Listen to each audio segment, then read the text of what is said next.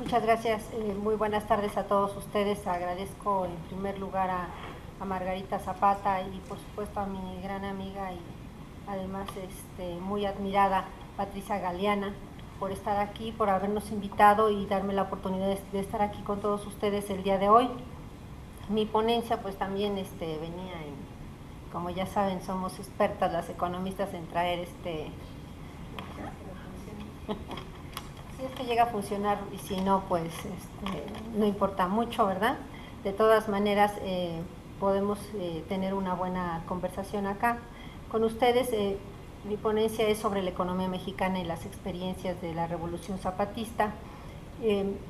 Tiene varias partes, una sobre el proyecto nacional el proyecto nacional zapatista, otra más sobre la situación económica nacional y la situación económica internacional actual, otra más sobre las políticas que se han estado siguiendo frente a la situación nacional, y finalmente una muy sintética sobre algunas líneas de por dónde podríamos avanzar los mexicanos. Quisiera decirles que en primer lugar,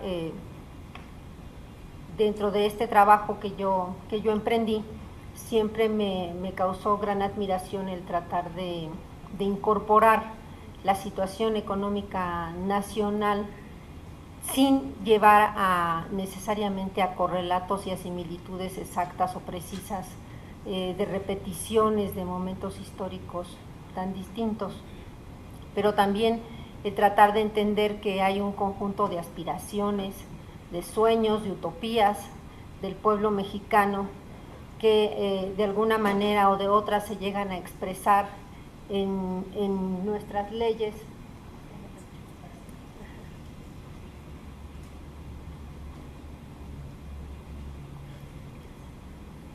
Que de alguna manera se llegan a concretar en nuestra Constitución, y que, como dice la doctora Tere Aguirre, pues la historia no es simplemente una acumulación de progreso hacia adelante.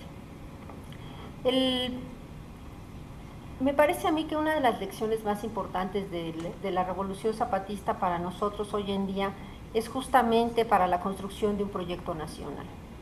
Hay en Zapata y en la Revolución Zapatista una clara construcción de un proyecto nacional de frente al pueblo, con el pueblo, con los movimientos sociales, con su gente. Esto es una ética fundamental que yo creo que los mexicanos hoy en día tenemos que recuperar con mucha fuerza.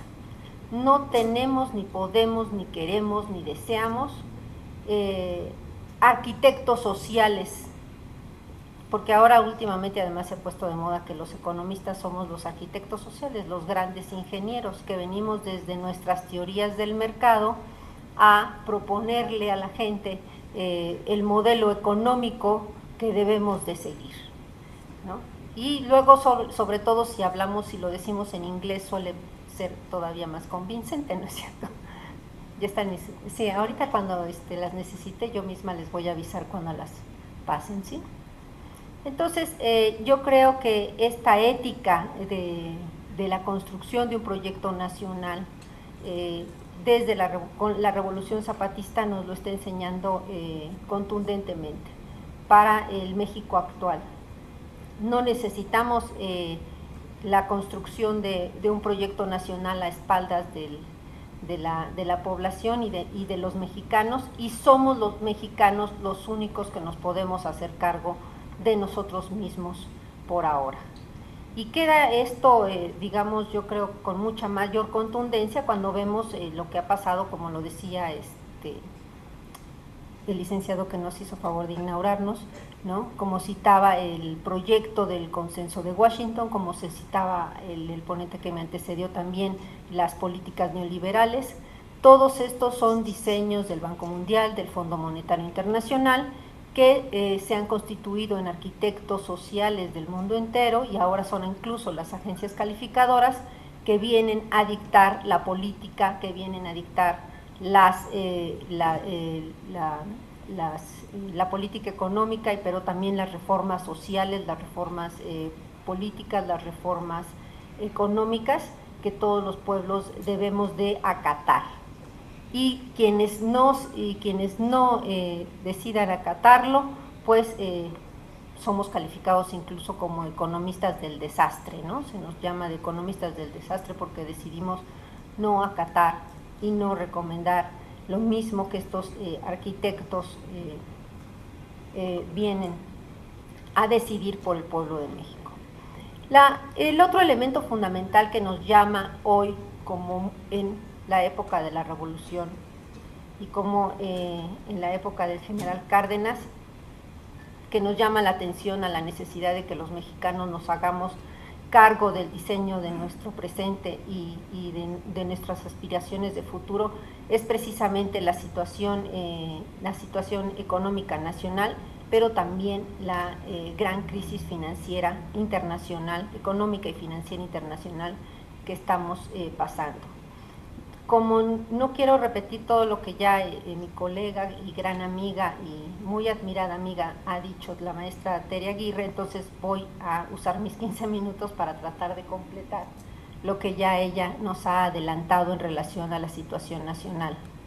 Y es que estamos entrando ya a al quinto año del estallido de la gran crisis financiera, económica y financiera mundial. Y le quiero poner mundial porque cuando decimos a veces internacional parece como que pasa del río Bravo nada más para allá y como que no tuviera nada que ver con nuestros países. Y la realidad es que sí, es una gran crisis financiera mundial. Este quinto año, estamos llegando ya al quinto año, empezamos en julio del 2007 esta crisis. Yo quiero subrayar mucho esta fecha porque se nos olvida, parece que de veras, en realidad la crisis pasó por aquí rápidamente y se fue. No, ha venido sucediendo con un conjunto de episodios gravísimos en los mercados financieros de todo el mundo y se ha expandido desde los Estados, se expandió muy rápidamente desde los Estados Unidos hacia Europa, de Europa hacia los países así conocidos como la periferia de Europa, de Grecia, ahora se ha ido de Grecia e Irlanda también, también por supuesto Inglaterra y Reino Unido, y por supuesto ahora se ha ido a Portugal, pasando y pasará necesariamente, y está pasando ya por Italia, y está golpeando durísimamente a España, y todavía tiene mucho territorio por donde continuar esta crisis. O sea, no hay verdaderamente hoy, aparentemente, fuerza suficiente como para contener los más duros golpes que estamos recibiendo de parte de esta crisis financiera internacional. ¿Qué es lo que está pasando? Pues nadie está conteniendo la ambición de los especuladores y de los banqueros, ni los gobiernos tienen la fuerza suficiente para contener todo este proceso especulativo que se ha armado en los últimos años, ni los gobiernos incluso más poderosos tienen la fuerza suficiente para regular y contener esta ambición. Ya no se diga países como los nuestros, pero estamos hablando de España.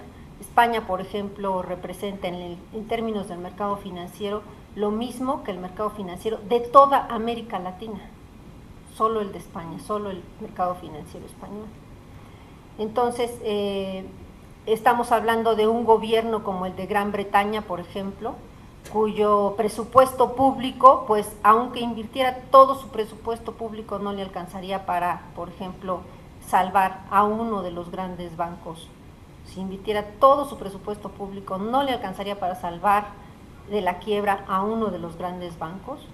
Por eso tuvo que, cuando llegó la crisis financiera en el 2008 a Gran Bretaña, pues se puso a nacionalizar los bancos, aunque dejó toda la administración, dejó a todos los banqueros intactos en su administración dentro de los mismos intermediarios financieros.